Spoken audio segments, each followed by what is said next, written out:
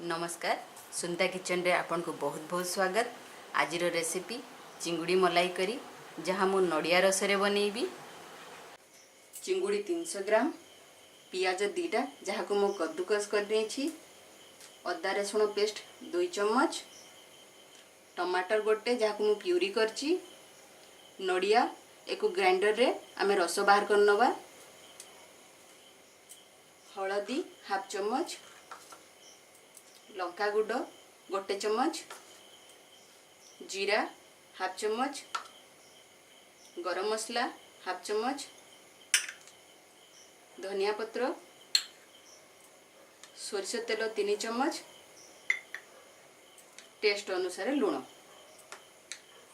चिंगुड़ी के लुण और हलदी रे मैरिनेट कर नबा।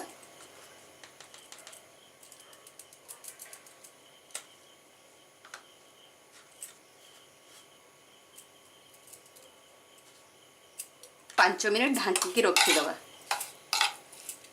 गोटे कप नड़िया नहीं यहाँ हाफ कप पानी देकी नड़िया रस बाहर कर नबा।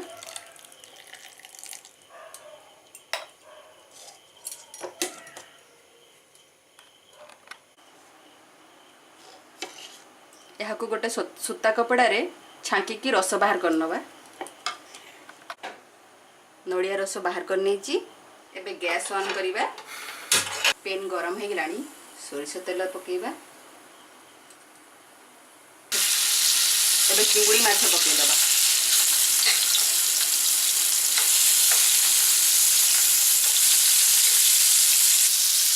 मु एठी टिके बड़ साइज रो चिंगुड़ी नैछि, टाइगर चिंगुड़ी।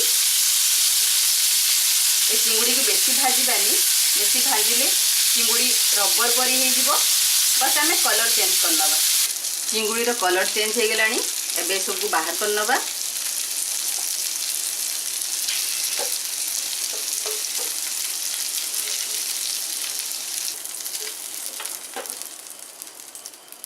आ थरे सोरिष तेल पकेबा।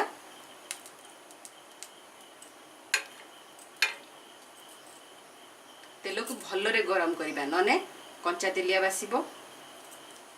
बे पियाज पके दबा।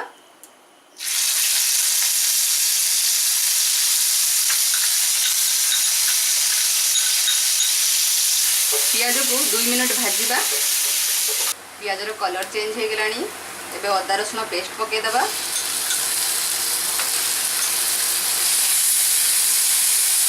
गैस मु पूरा लो कर देछि।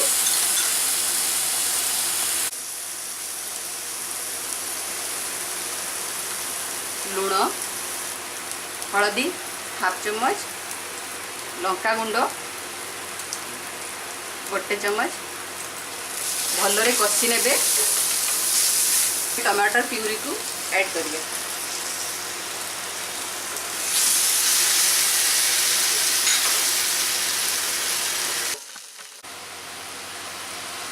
जीरा गुंड हाफ चम्मच। मसला पूरा सुखी गलानी, तेल भी छाड़िलानी। एबे नड़िया रस को पके देबी। एतरे बिल्कुल पानी देबेनी, नड़िया रस रे ही तैयारी करिवे या ग्रेवी को नड़िया रस रे ही तैयारी करिवे।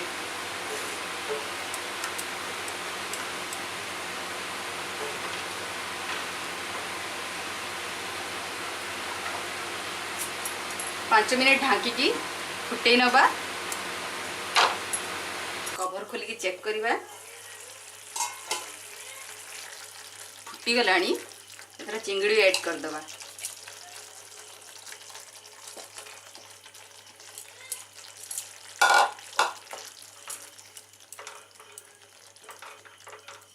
हाफ चम्मच गरम मसला,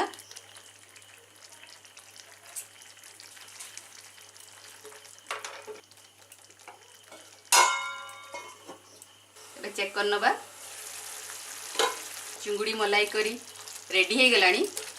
एबे धनिया पत्र पके गैस बंद कर दबा।